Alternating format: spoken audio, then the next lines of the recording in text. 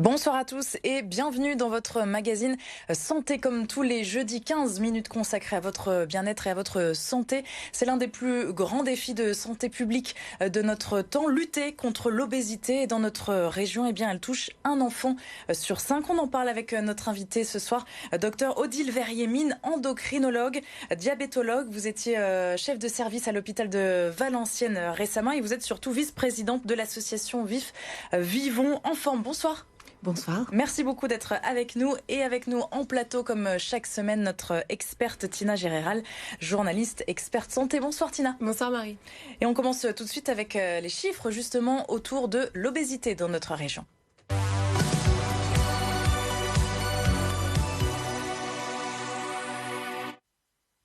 Et regardez ces chiffres très intéressants de l'OMS, l'Organisation mondiale de la santé. Le nombre d'enfants et d'adolescents obèses a été multiplié par 10 en 40 ans. La région Nord-Pas-de-Calais est particulièrement touchée par cette pathologie avec un peu plus de 20% de la population en surpoids et obèse à l'âge adulte, soit 6 points de plus que la moyenne française. Alors docteur, je rebondis justement sur ce chiffre, 20% de la population chez nous dans la région, 6 points de plus que la moyenne française. C'est énorme. Comment on l'explique ? Oui, c'est beaucoup. Et ça fait de nombreuses années que c'est comme ça. En fait, maintenant, on l'explique parce qu'on sait que c'est corrélé aux conditions de vie socio-économiques. Et plus elles sont difficiles, plus dans la région il y a des populations qui sont vulnérables, plus malheureusement, on va avoir un taux une prévalence de l'obésité qui va être élevé. Et ça, c'est criant chez nous depuis longtemps ? Depuis que l'obésité augmente, ça fait environ 20 à 30 ans, oui. Est-ce qu'on peut faire la différence entre surpoids et obésité en termes médicaux ? Alors chez l'enfant, il faut regarder les courbes du carnet de santé. Et à ce propos, je voulais rappeler qu'il faut régulièrement peser les enfants pour vérifier qu'ils sont dans le bon couloir. Bien sûr en accord avec le médecin traitant. Si l'enfant est une déviation standard au-delà de la norme, il est en surpoids. Et au-delà de 2 déviations standards, il est en obésité. Le surpoids, c'est un peu comme la chambre d'entrée, c'est l'antichambre de l'obésité. C'est plus facile de revenir au point normal, mais si on ne fait rien, on peut dériver vers l'obésité. Mais ce que vous conseillez, par exemple, c'est aux mamans, ou au papa d'ailleurs, de mesurer régulièrement, c'est-à-dire... De façon hebdomadaire non, surtout pas. Non, surtout pas. Mais quand on va chez le médecin traitant, 1 à 2 fois par an, que l'enfant soit pesé. Donc là, si on voit un écart, par exemple, on peut reprendre une consultation avec le pédiatre et puis parler de ce surpoids qu'on a identifié dans le carnet de santé. Tout à fait. Le pédiatre ou le médecin généraliste est tout à fait à même de vous conseiller. Alors pour parler justement de l'obésité de l'enfant, du surpoids de l'enfant, on sait que l'alimentation est principalement en cause. Est-ce qu'il y a des aliments à bannir de l'alimentation des enfants ? Alors, je vais vous décevoir, mais c'est pas principalement l'alimentation. Il y a aussi une part d'activité physique. Et non seulement les enfants ont moins d'activité physique, mais ils sont plus sédentaires. C'est-à-dire qu'il y a quelque chose de plus grave encore que de ne pas être actif, c'est d'être assis derrière un écran et de passer plus de 2 ou 3 heures par jour derrière un écran. Alors là, vous êtes sûr que la courbe d'obésité va s'élever après. Et ça, c'est le grand mal des années 2000, 2010, 2020. Oui. Rester derrière un écran, pas que pour les enfants d'ailleurs. Oui, mais peut-être que pour les enfants, il faut revenir au bon sens et bannir les écrans avant 3 ans. Et ça veut dire par exemple que les cours d'éducation physique qui sont dispensés à l'école ne sont pas suffisants ? Est-ce qu'il faut quotidiennement avoir une régularité dans l'activité physique ? Ils sont nécessaires, mais ils sont largement insuffisants. Un enfant, vous savez bien, ça bouge, ça demande à courir, ça demande à se dépenser. Donc l'idéal, quand on le peut, c'est d'emmener les enfants à pied à l'école, au moins se garer un peu plus loin pour faire un peu de chemin. Comme on dit pour les adultes, 30 minutes de marche par jour, c'est déjà un minimum. Au moins, c'est pas beaucoup 30 minutes. Au moins le plus possible en fait. D'accord. Et quand vous parlez des écrans, on parle aussi forcément du sommeil. Tout ce qui va perturber le sommeil a un lien sur le poids ? Alors oui. Paradoxalement, il faut que les enfants dorment beaucoup. Le temps de sommeil en général est insuffisant et on sait que les enfants qui dorment moins, non seulement suivent moins bien en classe, mais aussi ont une tendance au surpoids et l'obésité qui est plus marquée. Donc un enfant autour de 5 à 10 ans doit dormir entre 10h30 et 11h par nuit, au moins. D'accord. Et en supprimant évidemment tout ce qui est écran avant le sommeil ou à l'heure du coucher. Oui, au moins, il faut laisser au moins 2 heures de laps. En fait, les enfants ne doivent pas avoir d'écran dans leur chambre, ils ne doivent pas avoir de télévision dans leur chambre. Les écrans, ça peut... On va pas surtout les bannir ni les interdire, mais ça se fait en famille, ensemble. Et s'ils veulent jouer avec les jeux électroniques, il faut qu'ils aient plus de 4 ans, plus de 3 ans. Et puis, ça se fait en famille.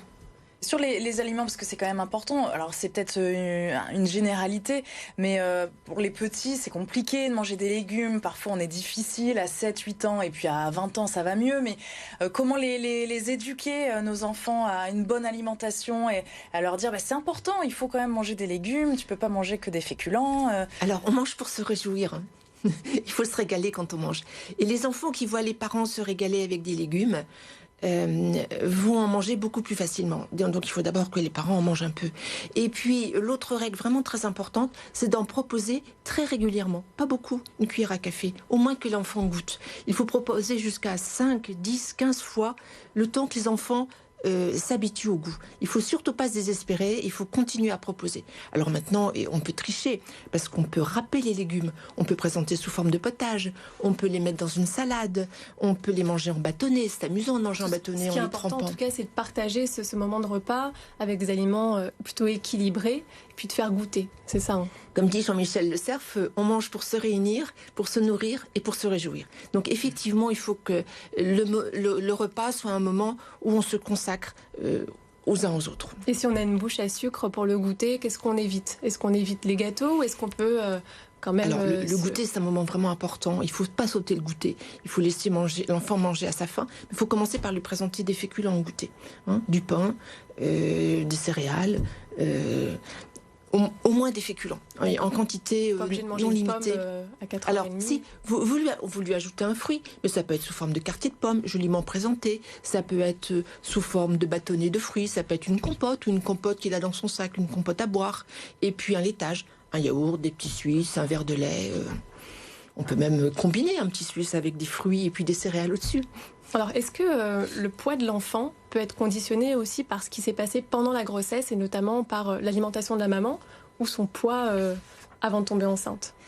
Alors, le poids à la naissance, il va être conditionné, mais au moment même de la naissance, hein, les mamans qui prennent énormément de poids auront forcément un enfant un peu plus gros à la naissance. Mais ça ne veut pas toujours dire qu'il sera obèse plus tard. Ça ne se maintient pas forcément dans la durée. Voilà. En fait, ce sont les mamans qui sont malheureusement en surpoids avant de concevoir leur enfant ou obèses. Ces mamans-là, elles ont beaucoup plus de risques d'avoir un enfant qui sera obèse, enfin en surpoids ou obèse dans sa vie d'enfant et dans sa vie d'adulte. Parce que pendant la grossesse, il se passe des mécanismes qui vont sans doute permettre à ces risques d'obésité de se transmettre. Une forme d'hérédité, du coup. Une forme d'hérédité acquise, oui. Il y a peut-être aussi une part génétique. Mais quoi qu'il en soit, l'hérédité, ça ne prédestine pas. Ouais. Ça peut déterminer, mais ça ne prédestine pas. Donc il y a toujours après... la bonne nouvelle, c'est qu'on peut toujours agir contre une partie de sa génétique. Et là, depuis le début du magazine, on fait le lien entre les aliments, l'activité physique et l'obésité chez l'enfant. Mais est-ce que des enfants sont obèses sans forcément avoir une mauvaise alimentation? Est-ce que c'est une pathologie qui peut se développer à cause d'autres choses? Oui, vous avez bien sûr des obésités génétiques, mais purement génétiques, monogéniques, c'est assez rare. Quelques pourcentages, d'ailleurs, on a un des spécialistes mondiaux ici à Lille, la personne du professeur Frögel, Philippe Frögel. Mais dans ces cas-là, les enfants ont toujours faim et très vite, ils ont des courbes de poids qui montent. Alors justement, sur cette courbe de poids, quand elle décroche, c'est là qu'il faut consulter. À quel moment est-ce qu'on prend en charge un enfant qui est en surpoids ou qui tend vers l'obésité? Si on voit que la courbe de poids commence à monter un peu, je pense que le médecin généraliste vous proposera de vous revoir plus régulièrement, plus souvent pour peser l'enfant, puis pour discuter, pour comprendre ce qui se passe. Quand un enfant a tendance à prendre du poids, il faut d'abord vérifier qu'il a bien 4 repas avec suffisamment à manger, suffisamment de féculents. Et donc, vous faites partie justement d'un programme de prévention de santé, Vivons en forme. Qu'est-ce que c'est exactement? Parce que la prévention, c'est aussi l'une des clés, j'imagine. Oui, d'autant que la prévention, ça peut marcher. Vivons en forme, c'est un programme de prévention de l'obésité et un programme de santé pour tous. Et donc, ce sont des thématiques qui sont établies au niveau des villes. Quand une ville rentre dans le programme VIF, c'est toute la ville qui s'engage, mais c'est surtout un binôme, un élu et un chef de projet qui vont mettre en musique des ateliers, des activités qui vont être déployés avec les acteurs du périscolaire. Donc, quand les enfants sont accueillis à l'école, durant ce temps avant le début des enseignements fondamentaux, pendant la pause méridienne et le soir après la journée. Parce que maintenant, ce temps périscolaire, il est très, très long. Et des ateliers sont proposés, des jeux, des quiz. Et les enfants repartent avec des objets concrets. Et les parents ont toujours un échange qui est possible avec ces animateurs. Parce que ces méthodes-là visent à changer les comportements. On n'est pas dans l'injonction, on n'est pas dans l'information, mais on est dans le changement de comportement, dans l'expérience. Et pour peu que les acteurs soient bien formés, et ils le sont avec le programme VIF, ils se prennent au jeu, ils deviennent des experts locaux, ils sont excellents. Et on a pu prouver lors d'une évaluation récente que la prévalence de l'obésité, qui est à 20% chez des enfants de 6 ans, ce qui est beaucoup plus rare que les chiffres que vous proposiez au départ, en fait, ont pu diminuer au bout de 4 ans de programme à 16%. Donc, ce sont quand même les chiffres parlent d'eux-mêmes, du coup, y compris chez nous, parce que comme vous êtes basé dans la région, vous intervenez où, par exemple vous parliez des villes l'agglomération de Roubaix, Valenciennes, Arras, Saint-Amand, Flandre-Lys, Hénin-Carvin, Armentières. Un peu partout, finalement. Merci beaucoup, Dr Odile Verrier, Mine, d'avoir été notre invitée pour parler obésité et obésité des enfants ce soir. Merci Tina, à la semaine prochaine pour un nouveau numéro de C'est votre santé. Et demain, vendredi, on se retrouve bien sûr pour votre magazine Top Sortie avec Marie-Amélie Seno, attachée de conservation au musée d'art moderne et contemporain de Villeneuve-d'Ascq-le-Lame pour découvrir les secrets de Modigliani.